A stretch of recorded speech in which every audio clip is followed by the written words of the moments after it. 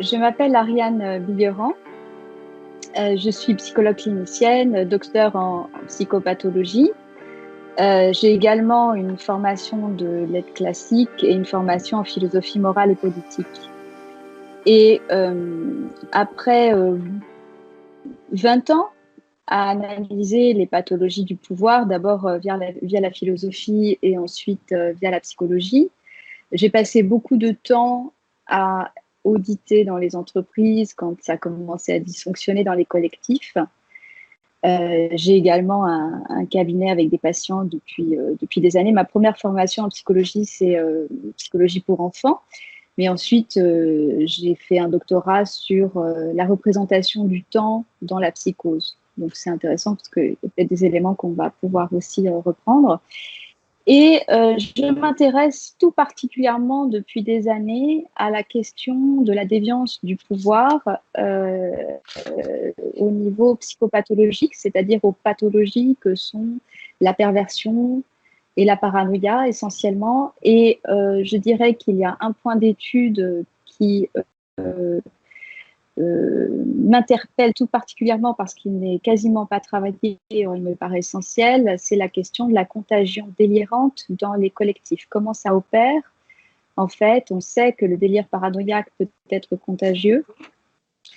Et comment opère cette contagion d'un psychisme à un autre? Et ceci me paraît essentiel pour expliquer les dérives totalitaires dans l'histoire, qu'on ne peut pas simplement expliquer par des tyrans. Hein. C'est qu'à un moment donné, il y a dans le peuple quelque chose qui s'active et qui crée soumission aux tyrans. Vous êtes entré en résistance aujourd'hui par rapport justement à cette contagion délirante dont le monde s'est soudainement senti prisonnier, quoi. C'est complètement hallucinant la situation dans laquelle on se retrouve aujourd'hui. Vous avez une explication en quelques mots, on va y revenir bien sûr dans le détail, mais je reformule ma question. Juste en quelques mots, que vous inspire la situation dans laquelle on se retrouve aujourd'hui? C'est-à-dire, voilà, 5 milliards d'habitants ou complètement prisonniers d'une situation dont on a du mal à imaginer qu'on en soit là aujourd'hui au XXIe siècle. Alors, je crois, ça m'inspire plusieurs réflexions. La première, c'est que la paix n'est qu'un moment d'accalmie dans toute l'histoire de l'humanité. Hein, c'est-à-dire que l'humanité, elle n'est aux prises qu'avec des complots contre elle-même. Alors, c'est intéressant parce que j'ai indiqué à des personnes autour de moi, voilà, je vais participer, etc. De quoi il faudrait que je parle à votre avis? Et on m'a répondu, surtout, tu ne parles pas du complot. Alors, évidemment, j'ai envie de commencer par ça. Allez-y, c'est quartier libre. Premièrement, oui. Premièrement, il y a une constante dans l'histoire de l'humanité, c'est que ceux qui ont des privilèges, au détriment de ceux qui n'en ont pas, se sentent persécutés par ceux qui n'en ont pas, parce que ceux qui n'en ont pas et qui sont plus nombreux pourraient éventuellement se rendre compte qu'ils ont confisqué des privilèges et même, pourquoi pas les tuer. Et donc, ils organisent des complots contre ceux qui n'en ont pas. C'est de la paranoïa. Et ceci, alors, voilà, on va voir. C'est l'histoire de l'humanité. C'est l'histoire de l'humanité. Sauf qu'il y a quelque chose d'absolument inédit aujourd'hui, c'est qu'on n'a pas le droit de le penser. Et que toute pensée sur cette question est criminalisée. Alors, pourquoi la pensée, elle est criminalisée? Pour éviter de penser les crimes. C'est tout simplement ça. Donc, que se passe-t-il? Nous avons, alors ça c'est un point qui m'intéresse énormément, la question de la corruption du langage, la perversion du langage pour précisément aider à la contagion délirante et à la propagande. Nous avons des néologismes aujourd'hui comme complotiste, comme théorie du complot, comme conspirationniste. Je rappelle que cette année, quand même, grande première, le philosophe Giorgio Agamben, qui est un philosophe italien extrêmement connu, a été classé conspirationniste. Alors, ça rejoint un petit peu ce que j'ai dit, c'est-à-dire que les philosophes, dans la philosophie morale et politique, n'ont eu de cesse que de dénoncer les complots qui étaient faits contre les peuples, et avec des conseillers. Je veux dire, Machiavel est un conseiller du complot. Socrate quand il s'affronte aux oligarques, il est en train de dénoncer, en fait, un complot. Antigone, quand elle dénonce ce qui se passe avec Créon, elle est en train de dénoncer un complot. Et donc, aujourd'hui, c'est très intéressant parce que je crois que ce terme, à lui tout seul, résume tout. On a complotiste, conspirationniste, théorie du complot. Ça veut dire celui qui pense des complots. Mais en fait, on ne nous dit pas si ces complots sont vrais ou sont faux. Parce que si ces complots sont vrais, celui qui pense des complots, c'est un philosophe ou un résistant. Si ces complots, c'est un paranoïaque, et le paranoïaque, c'est l'inverse du philosophe.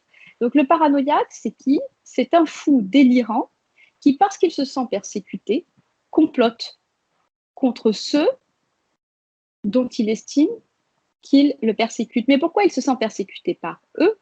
Parce qu'en réalité, il se sent persécuté par son propre sentiment d'illégitimité, son propre sentiment de culpabilité. Donc, dans le même mot, nous avons tout et son contraire. C'est-à-dire que là, on est en train de défier totalement la logique de base qui fonctionne sur le principe de non-contradiction. C'est-à-dire, on ne peut pas affirmer une chose et son contraire à la fois. Et bien aujourd'hui, nous avons à minima 3 mots, mais beaucoup plus dans ce langage qu'on n'arrête pas de nous corrompre, 3 mots qui veulent dire à la fois tout et son contraire. Et de sorte que, qu'est-ce qu'il se passe avec le langage paradoxal? Parce que c'est le langage paradoxal, d'ailleurs le langage privilégié des pervers. Il faut quand même le dire. C'est-à-dire que le paradoxe, c'est le langage privilégié des pervers. Pourquoi? Parce qu'à la fin, ça vous crée des nœuds dans la pensée. Vous êtes sidéré, vous ne comprenez plus rien. Et comme vous êtes sidéré, non seulement vous ne pensez plus, mais vous n'agissez plus pour rester bloqué. Donc, on a là une situation, je dirais, tout à fait inédite, où aujourd'hui, qui veut penser est criminel. C'est-à-dire, on met en doute, ça ne veut pas dire qu'on va prendre un chemin ou un autre, mais la pensée, elle fonctionne par la dialectique. C'est-à-dire, j'ai besoin de penser une chose, j'ai besoin ensuite de penser son contraire, et ensuite, chacun a le droit de se forger sa propre opinion, son propre esprit critique. Et tout ça, ça nous est confisqué. C'est-à-dire qu'aujourd'hui, on a une pensée monolithique qui est, premier principe, il y a un virus extrêmement dangereux qui menace la survie de l'espèce humaine. Donc, ça, on n'a pas le droit de l'interroger. Les moyens mis en œuvre pour lutter contre ce premier principe, c'est-à-dire on vous supprime toutes vos libertés, on vous supprime tous vos droits, on vous supprime tout ce qui vous humanise, la socialisation, les fêtes, la rencontre, le toucher, les funérailles, on pourra en reparler des funérailles. On vous supprime tout ce qui vous humanise, et pire, on vous met dans la détresse la plus absolue. C'est-à-dire que moi, j'ai assisté à tout ça depuis l'Amérique du Sud. Donc en Amérique du Sud, il faut bien voir que, je crois en 2018, la pauvreté extrême était à 57 millions de personnes, et nous arrivons aujourd'hui à un chiffrage à 43,4 millions de personnes. Pour combien de centaines de milliers de cas? C'est-à-dire de pauvreté extrême où les gens n'ont plus de quoi se nourrir ni nourrir leurs enfants. Et c'est une situation apocalyptique que j'ai vécue, ayant beaucoup aidé ici les gens à se nourrir, parce que tout simplement un confinement, qu'est-ce que ça signifie? Ça signifie plus de revenus. Il n'y a pas de chômage, il n'y a pas d'aide financière, il n'y a pas d'aide sociale, il n'y a pas de retraite. Les gens, ils vivent au jour le jour. Donc, en fait, on atteint dans le raisonnement un premier principe qu'on n'a pas le droit de contredire. Donc ça, c'est très problématique parce que quand même, je crois que beaucoup de médecins ne sont pas d'accord avec ce premier principe. Donc, on va pouvoir en débattre. Ensuite, des moyens sur lesquels nous n'avons pas le droit de réfléchir, de, encore une fois, débattre, et qui, en fait, ont une logique qui est la fin justifie les moyens. Alors, ça veut dire quoi? Philosophiquement parlant, la fin justifie les moyens. Ça veut dire qu'on a le droit de prendre comme un moyen ce qui n'en est pas un. La fin justifie les moyens, ça veut dire j'ai le droit de tuer au nom d'une cause plus grande. Ben non, en fait. Non. Ça veut dire j'ai le droit de torturer au nom d'une cause plus grande. Non. Et c'est un adage politique de tyran. Alors, voilà la situation à laquelle nous nous trouvons. Donc, c'est une... Oui.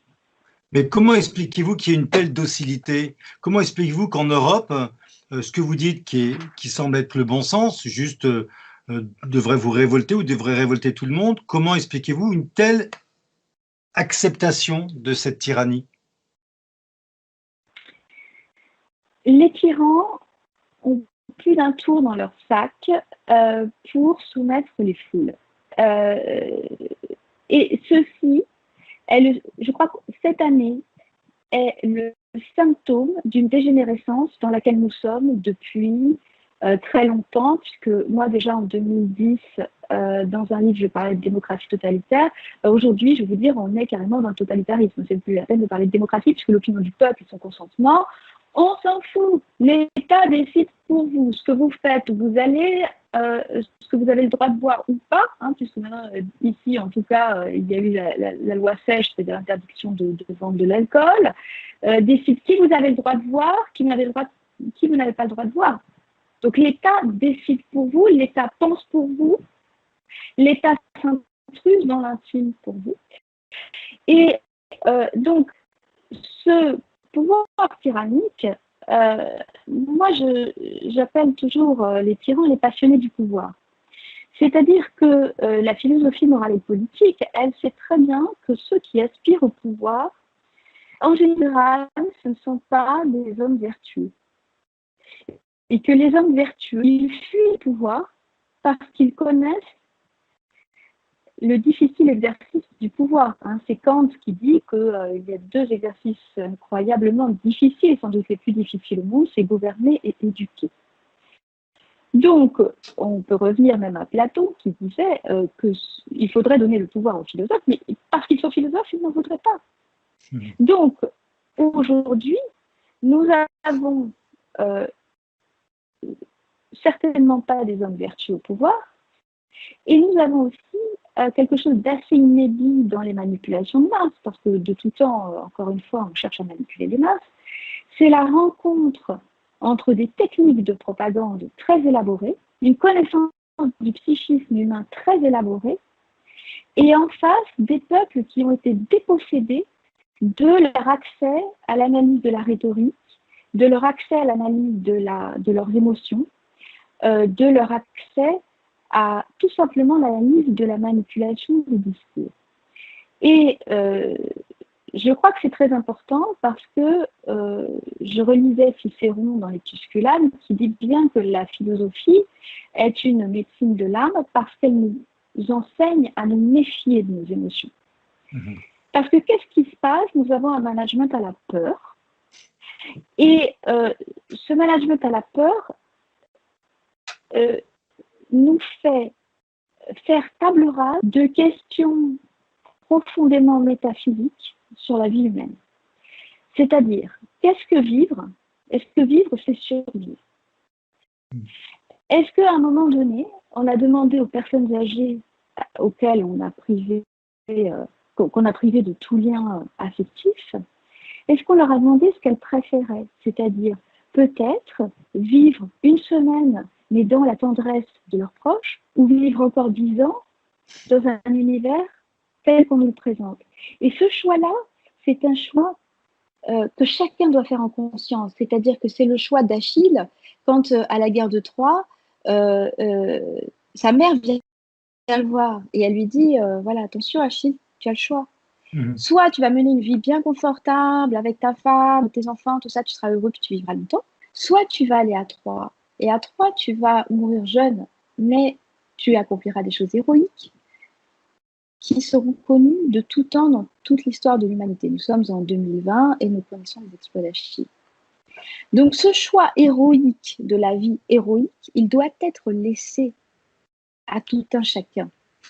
Et ça me paraît extrêmement important, c'est-à-dire qu'on nous supprime le droit à la vie héroïque. Est-ce que Saint François d'Assise, il s'est demandé s'il allait attraper la lèpre quand il est allé aider les lépreux et quand il a vécu avec eux? C'est le choix de la vie héroïque. C'est-à-dire à un moment donné, qu'est-ce que c'est que cette vie héroïque? C'est ce qui nous humanise. C'est-à-dire, à un moment donné, ce qui nous humanise, c'est l'amour, et c'est la charité, et c'est le sacrifice, c'est-à-dire le fait de rendre sacré le lien humain. Et est-ce que Antigone se dit, oh là là, je vais mourir si je dis à Créon qu'il faut enterrer les morts et qu'il est en train d'enfreindre des lois divines? Est-ce qu'elle est en train de se dire, oh là là, non, c'est à un moment donné, nous ne sommes ni des êtres de nature, parce que dans la loi de la nature, c'est la loi du plus fort, donc les plus vulnérables meurent. Et nous ne sommes pas des êtres non plus uniquement de culture, nous sommes des êtres dont l'humanité passe par le respect de lois divines. Je ne parle pas de religion, je parle de lois divines, c'est-à-dire transcendantes. Qu'est-ce qui nous humanise? Eh bien, c'est effectivement d'apprendre à mourir. Philosopher, c'est apprendre à mourir, d'apprendre à nous confronter à la maladie, d'apprendre à nous confronter à la mort. Et donc, la vraie question, la seule question pour moi de cette année, c'est qu'est-on prêt à accepter et jusqu'où pour perdre notre humanité? Et justement, pour en arriver là aujourd'hui, vous l'aviez dit tout à l'heure, vous l'avez évoqué, il faut des techniques de propagande bien rodées. Quelles sont ces techniques qui vous ont sauté aux yeux pendant ces 3-4 mois qui fait qu'on en arrive à une situation telle qu'on la connaît aujourd'hui? La première, c'est le choc traumatique.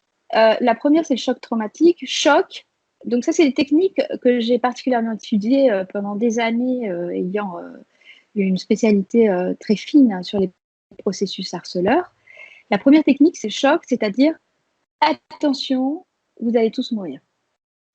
Donc ça, choc, répéter toute la journée, répéter avec des chiffres de propagande mortifères, c'est des chiffres de mort qui sont comparés à aucun autre, qui sont sortis du contexte. Et puis, je vais rien apprendre à tout le monde quand on va dire que les chiffres ont été un petit peu trafiqués. Ici, le Collège médical de Bogota a reconnu que de toute façon, aux urgences, il fallait admettre tout le monde sous Covid. Donc, cette comptabilité mortifère qui nous est répétée, choc traumatique, donc terreur, il y a une menace extrêmement dangereuse qui vient mettre en danger la survie de l'espèce, donc la terreur, première technique de propagande, et vous savez que pour les Grecs anciens, les deux émotions les plus délétères par lesquelles nous pouvons nous laisser manipuler, c'est la terreur et l'empathie. Les deux ont été agités. Donc, première chose, la terreur. Et une méthode sectaire. Sectaire, parce que sécaré, ça veut dire couper. Donc, qu'est-ce qu'on fait dans les sectes? On vous coupe de votre environnement antérieur, de vos repères antérieurs, de ce qui vous structure et vous permet d'avoir une identité, et on vous coupe de vos relations. Donc, qu'est-ce qui a été fait? Méthode sectaire. On vous coupe de tout, tous vos repères, et ensuite, lavage de cerveau. Lavage de cerveau rendu possible grâce au confinement et aux médias qui sont à l'intérieur de nos maisons. C'est ça? Parce que quand on est confiné, on regarde la télé, et quand on regarde la télé, on s'auto-alimente dans la destruction, quoi.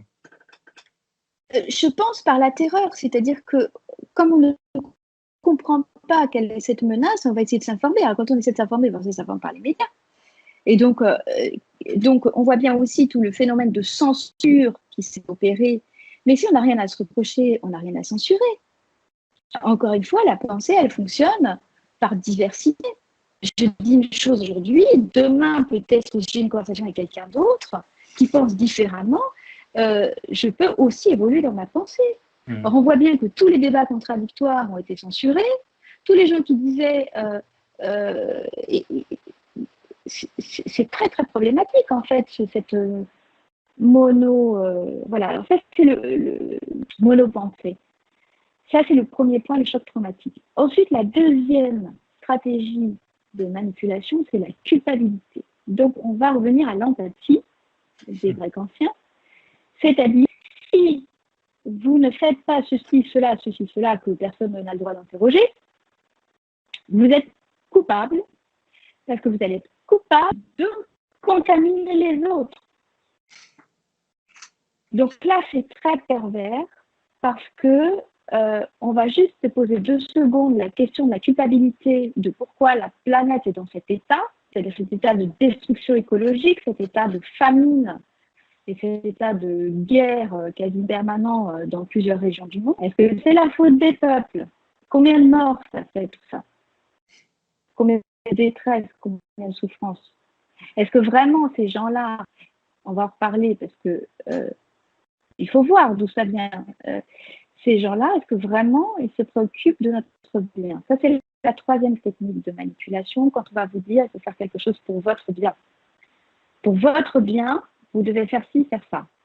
Alors, ça, c'est une technique extrêmement raffinée de manipulation parce qu'en fait, qui est habilité à définir ce qui est pour notre bien?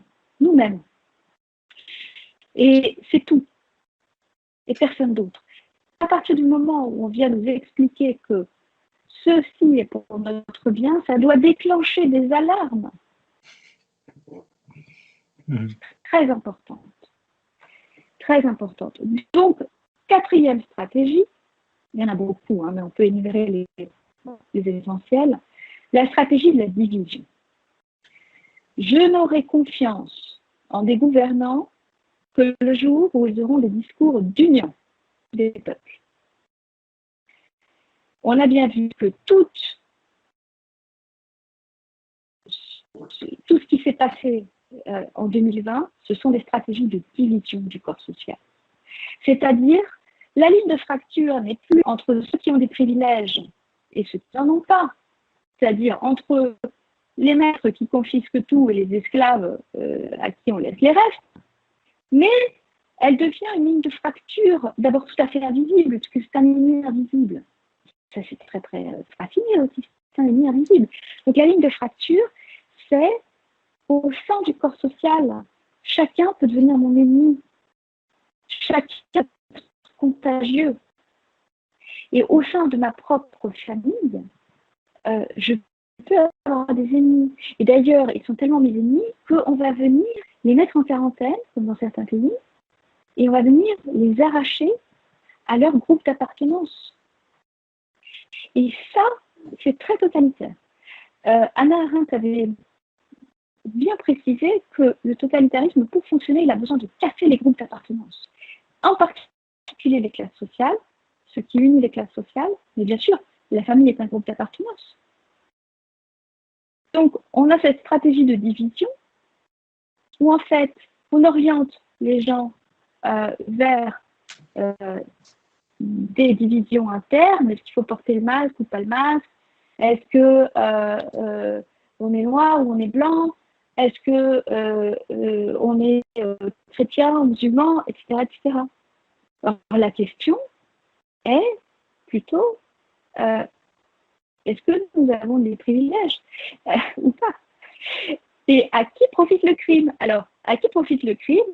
Maintenant, il paraît que c'est une question conspirationniste. Donc, j'annonce à tout le monde que Cicéron, le grand philosophe romain, était conspirationniste.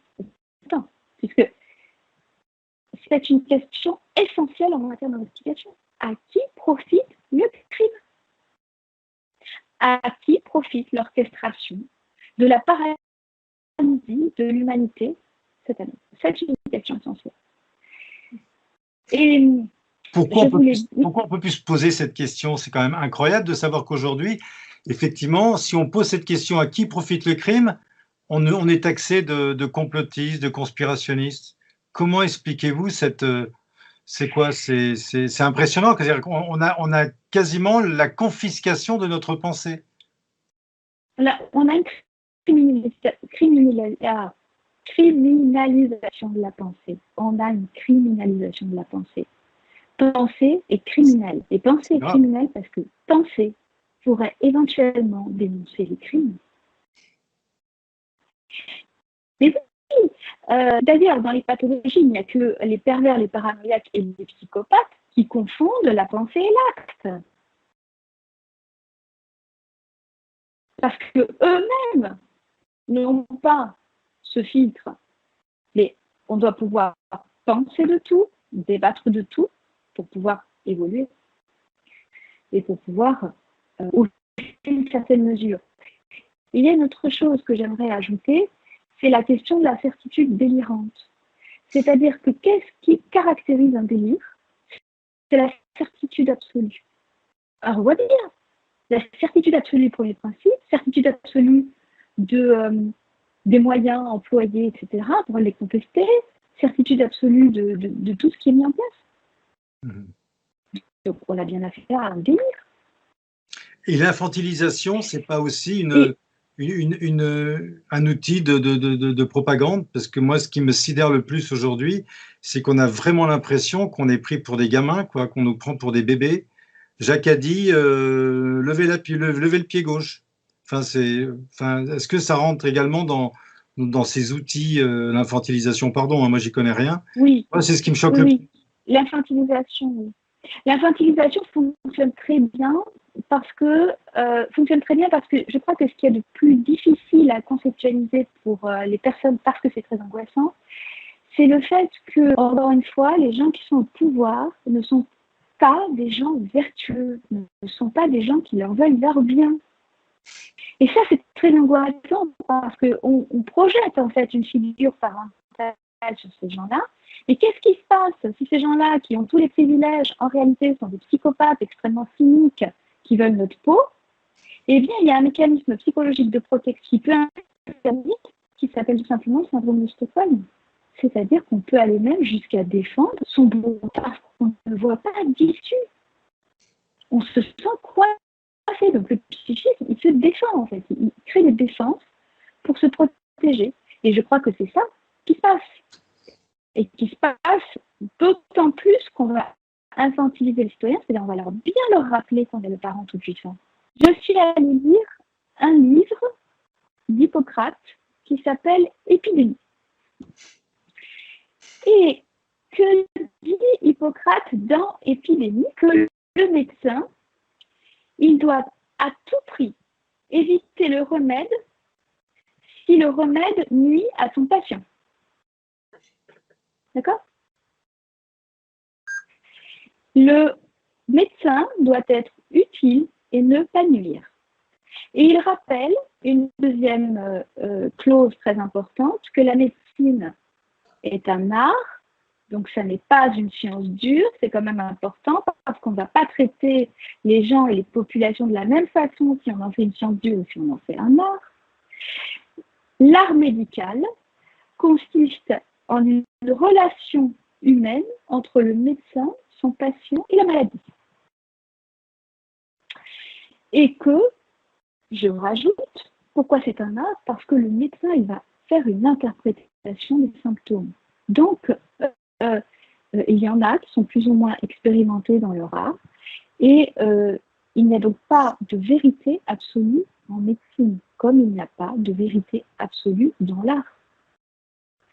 Je voudrais juste rappeler ça, comme il n'y a pas de vérité absolue dans la justice humaine, parce que la justice humaine, c'est aussi un art. Donc aujourd'hui, quand on a des logiques quantitatives, statistiques,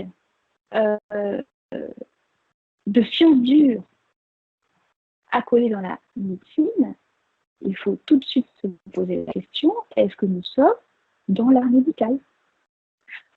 Quand on interdit à des médecins de prescrire selon leur conscience souveraine de médecins qui connaissent leurs patients et qui donc sont dans cette relation d'art médical avec leurs patients, on de quoi?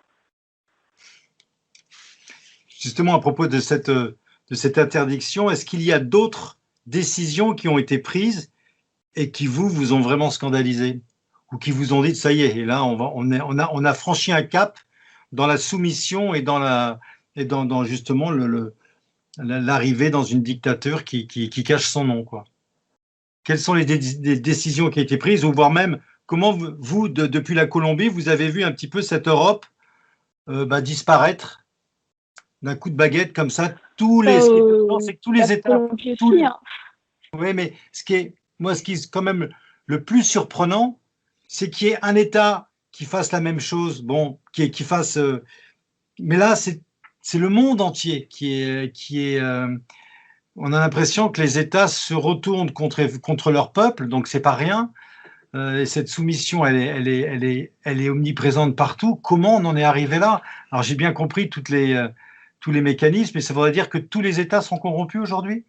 Ça voudrait dire que les plus grandes instances internationales sont complètement corrompues et veulent faire du mal à leurs concitoyens? On a parlé de sectes tout à l'heure. Les sectes, elles fonctionnent par infiltration des institutions publiques et politiques. Donc, je pense, et je peux le démontrer, que nous avons, à l'échelle de la planète, une infiltration publique et politique, et en particulier au niveau des hautes instances de l'État, de type sectaire. J'ai eu ma propre initiation en investiguant très en profondeur la question des droits sexuels des enfants. Et je suis donc tombée sur un certain nombre de lobbies pro-pédophiles infiltrés dans les plus hautes instances des États. Donc, je crois que, très curieusement, on va retrouver les mêmes financements de la pandémie. Ça, c'est quand même très, très intéressant. C'est-à-dire que l'OMS est un organisme qui est tout sauf dans l'intégrité. C'est un organisme qui fonctionne par conflit d'intérêts, puisque on sait très bien que Bill Gates en finance une grande partie, et en même temps, c'est le promoteur de la solution. Donc, c'est le créateur du problème, le promoteur de la solution. Donc, la question, qui finance, me paraît extrêmement... Qui finance? Ensuite, des chercheurs ont bien démontré que l'OMS avait fait appel à une société de propagande de masse pour influencer les opinions. Est-ce que nous sommes, là encore, dans un consentement éclairé? Il s'agit d'influencer les opinions avec des influenceurs. De quoi parle-t-on? Est-ce que Bill Gates est habilité à intervenir en matière de santé? On connaît les scandales qu'il a déjà, on connaît ses propos. Alors, il faut savoir que là où ça a mené, mes propres recherches sur très approfondies, hein, donc avant de me critiquer, déjà que les gens lisent mon livre et puis s'informent sur ces lobbies. Qu'est-ce qui se passe? On a toute une stratégie en fait de mise en place intentionnelle depuis des décennies sur tous les fronts par une stratégie d'infiltration de toile d'araignée de la société, d'un monde qui est le mixte du monde d'Huxley et de Orwell. Voilà, on a combiné les deux et c'est vers ça qu'on nous amène. Et pourquoi nous amène-t-on vers ça? Parce que, encore une fois, les tyrans ont besoin de conserver avec assurance leur pouvoir tyrannique. J'écoutais, il y a un disque fabuleux de Jordi Savall sur les routes de l'esclavage, et à un moment donné, il y a un récit, le code de l'esclavage de la Bardane, 1661, et il est très codifié que le maître doit absolument fonctionner par des méthodes d'intimidation et terrorisante parce qu'il n'a pas le choix, parce que si jamais les esclaves se retournent contre lui, effectivement, ils lui prendront ses privilèges et le tueront. Donc pour ça, il faut décider, c'est le principe 1 sur 10, hein, c'est ce que faisait César dans son armée, c'est-à-dire pour avoir l'ordre, il faut intimider et en faire des exemples. Donc une fois qu'on a fait un exemple, normalement, tout reste tranquille. Sauf qu'en fait, ça fonctionne par une contagion de la terreur, mais sauf qu'en fait, alors il était très codifié, il fallait d'abord couper le pied de l'esclave, ensuite le jarret, ensuite condamnation à mort, si jamais il avait quand même l'idée de fuir. Parce que cette idée de fuir, elle devait absolument être tuée dans tous les esclaves, puisque les esclaves étaient beaucoup plus nombreux que le maître. Donc, si les esclaves avaient rendu sacré le sacrifice de leurs compagnons esclaves, ils se seraient effectivement rebellés et se seraient enfuis. Et ils auraient repris leur liberté. En fait, ça, c'est quand même très important. C'est ces stratégies d'intimidation qui fonctionnent bien par la propagande. Hein. On a quelques exemples. Là, je crois, une femme enceinte qui est arrêtée chez elle à Melbourne parce qu'elle voulait inciter à manifester. Ça, c'est vraiment, en plus, de l'intimidation. Parce que par l'intimidation, en fait, chacun va craindre d'être persécuté et va encore une fois renier complètement ce qui fait le sens de son humanité. Et donc, ça, c'est quand même très important parce que jusqu'où sommes-nous prêts à perdre notre humanité par peur d'être persécutés? Autre question que chacun résoudra en lui-même, en fait. Hein. C'est-à-dire, c'est une question, moi, je n'ai pas de réponse collective, je n'ai que des réponses individuelles. Mais je comprends, mais... À l'inverse de ces tyrans. Moi, là, c'est le citoyen qui vous parle. Hein. Moi, ce qui me perturbe le plus, c'est qu'on est à l'heure où on a la possibilité d'avoir accès à l'information. On peut savoir, on peut connaître la vérité si on avait vraiment envie de chercher. Et là, j'ai l'impression que non, il y a une compromission qui est acceptée. Il y a une corruption systémique qui fait que, ben voilà, on accepte tout, alors que le simple bon sens aujourd'hui nous ferait dire, ben, il y a quelque chose qui ne va pas. C'est pas possible. On peut pas. On a traversé des guerres, des génocides. Il n'y a aucune guerre, aucun génocide. C'est pas moi, c'est un témoignage d'un chauffeur de taxi qui me disait, je comprends pas, moi. Il y a toutes les guerres, il y a plein. On n'a jamais vécu, on n'a jamais arrêté la planète comme ça tout d'un coup pour 3 grippes, quoi, pour un petit virus. Qu'est-ce qui se passe?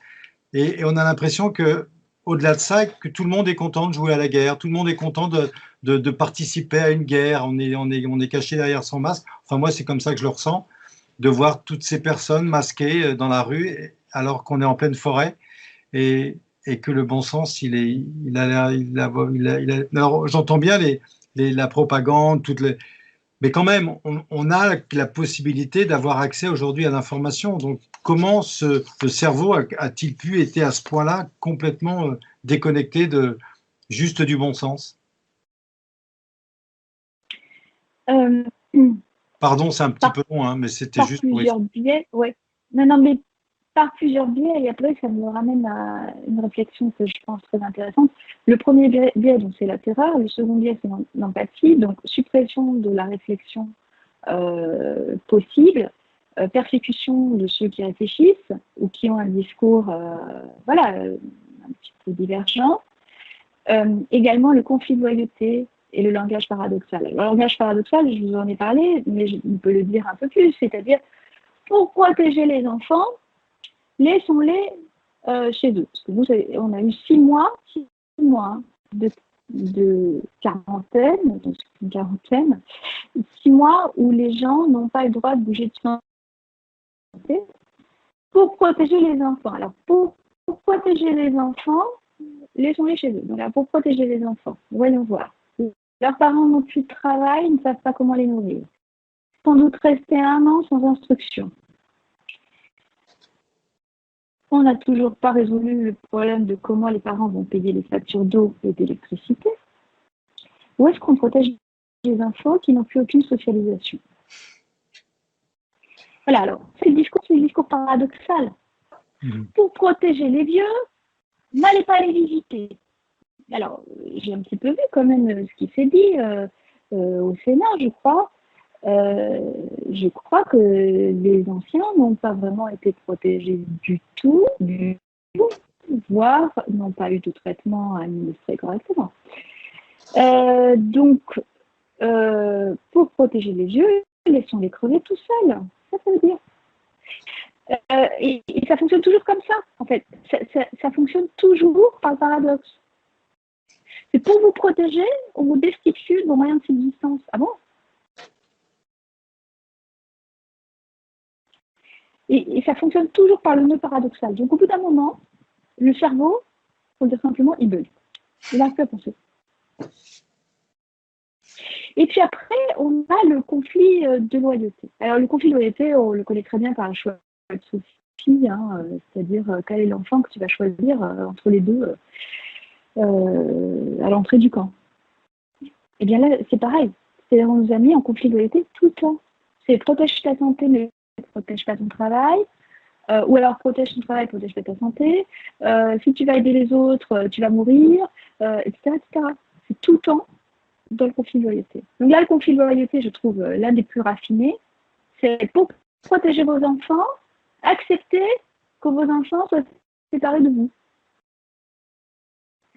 C'est ce que préconise Accepter que vos l'OMS. enfants soient séparés de vous. Ah, c'est Mais bien sûr, exactement mais bien sûr, parce que l'OMS, c'est une entreprise corrompue. C'est une entreprise corrompue. La promotion des standards pour l'éducation sexuelle en Europe, c'est la promotion de qui fait et consorts, c'est-à-dire de promoteurs de la pédophilie. Donc à partir de là, qu'est-ce que c'est l'OMS? C'est quoi?